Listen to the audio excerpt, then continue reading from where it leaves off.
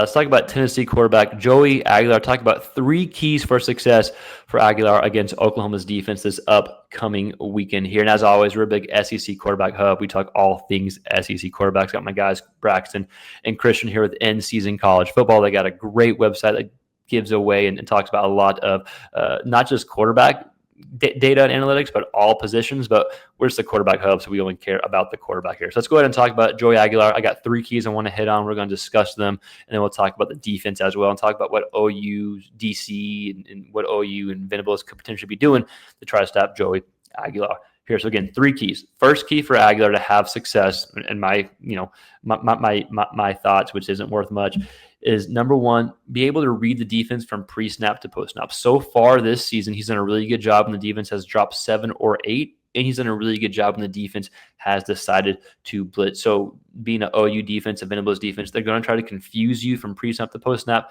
So I think it's 2 points. It's Aguilar being able to read that, and then Heupel being able to put Aguilar in a good position to succeed. It's probably more of Heupel putting Aguilar in a good position to succeed. Key number 2. Hit on big plays off of play action. 53% of Joey Aguilar's dropbacks this season so far have been on play action. I don't have the stats pulled up in front, but if that's not number 1 in the SEC, it's got to be up there, right? So 53% of his dropbacks have been off of play action. Whenever he is throwing off of play action, his yards per attempt are 12.2. He has 12 touchdowns, only 2 picks off of play action. Whenever he has to drop straight drop, whenever he has to drop back without play action, without the defense getting out of position, his yards per attempt go down to 6.2. That's almost double. And then he's 6 touchdowns, 4 picks off of play whenever he doesn't have play action. So it shows you he's really comfortable off of play action too. Then the last key, I want to hit in a deep ball early.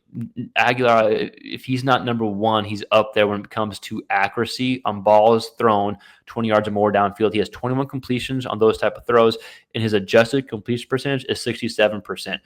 So that's going to help open up the underneath game for Tennessee. But it's also like, hey, you're at home. Like, they're coming to your place. Like, take a shot early. Hit them in the mouth early. That's my thought here. Right? So I got 3 keys. Braxton, Christian. Braxton, you go ahead and hit on your thoughts here. I want to read from pre-snap to post-snap. I want to be able to hit on big plays off of play action. And then I want to hit on a big play early here. How are you seeing this? What do you think Aguilar needs to do? What am I wrong? Because I'm wrong about plenty of things. What do you want to add? Go ahead and chew this here, dude.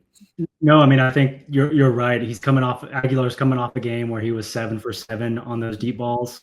Just one of the best performances we've seen from a quarterback, not just in the SEC, but in all of college football this season.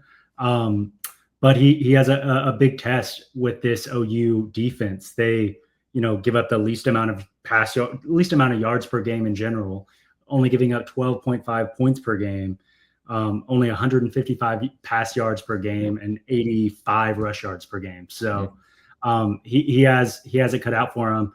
Now, we just did see Trinidad Chambliss and Ole Miss put up 36 on him. So it can be done, but he has a big test for him. And I think, some of that's going to be getting the defense out of position with those play actions.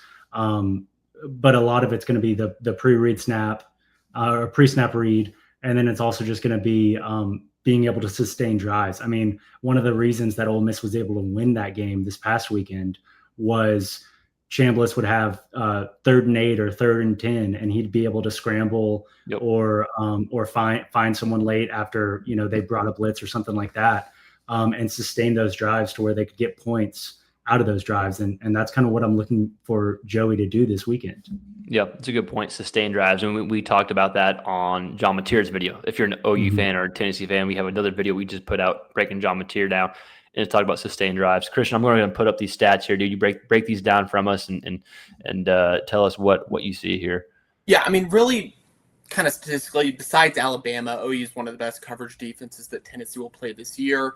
One of the added layers of complexity that OU brings to the table is their ability to get to the quarterback, whether that's pressures, hits, sacks, etc. Fortunately for Joey Aguilar, it's his blitz pass ability is one of the top in the country. He's able to utilize that medium and long pass and also able to operate well under pressure. So kind of at a high level, this is really going to be just a high-powered offense versus a high-powered defense. Just looking at Oklahoma's defense versus what Tennessee's offense has been able to do this season, and we see almost a complete juxtaposition of what they've been able to produce. OU completely takes away most of the running ability of the teams they've faced, while also still, shredding half of what Tennessee's able to produce through the air this year. So it'll be interesting to see how these offenses and defenses match up against one another. You're really looking at probably one of the best offenses, is not the best in the SEC, versus what I think is probably one of the best defenses in the SEC.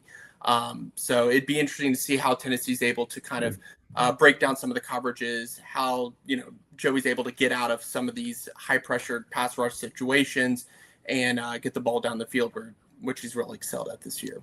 Yeah, Christian, this is awesome what you pulled up. Guys, for y'all watching, this is the in-season platform. It has breakdowns like this. You can make it, you can adjust it to what you want to look at and see. That the link is in the description below here. This is how we get a lot of our data from here. And Christian's the brains. He's able to break it down and explain it to guys with not a lot of brain capacity like me.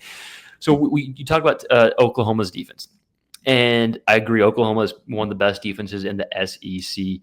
But before last week, the offenses they faced were South Carolina, Texas. Like none of those offenses really scare you. Michigan, right? Those are big, good teams, but those offenses aren't really good. And then when you saw them play Ole Miss last week, like Braxton mentioned, talk about Trent Chambliss, they were able to have some success at home, right? So that's what makes the matchup even more interesting. But if I'm OU's defense and I know that, okay, I have I took a blow last week. I lost. I got 34 points scored on me, and it maybe could have been more if Ole Miss utilizes some packages correctly. But what am I going to do to stop Joey Aguilar? Let's go ahead and put our DC headset on. I think it's easier said than done, but I want to get them into obvious passing downs. If Joey Aguilar is so much better off of play action, then I want to get him in 3rd and 8. So then the play action doesn't really matter. Go run the ball. I'll tackle you for 4 yards, right? I want to get you 3rd and 8, 3rd and 9, 3rd and 10. Again, Ole Miss was the best offense they faced so far, and whenever they got Trinidad Chambliss into 3rd and 8, 3rd and 10, Chambliss was able to run for some first downs. I think 3 first down runs. Joey Aguilar is a decent athlete in his own right, but he's not going to be able to run, I don't think, as well as Trinidad Chambliss is, right? So if I'm the OU's defense, I'm trying to stop or eliminate Joey Aguilar. I want to get them to passing downs where they have to pass, where there's no third play action, and let's see if you can just drop straight back and rip me apart. Maybe you can, maybe you can't. Let's go ahead and see it here. Are y'all kind of seeing that the same way? If y'all's OU's defense, like based off the data we talked about, based off the past games, what would y'all do to try to stop or slow down Aguilar in these passing situations? I mean, I think that's exactly right. I think you try to obviously disguise coverage as much as you can, try to confuse him as much as you can.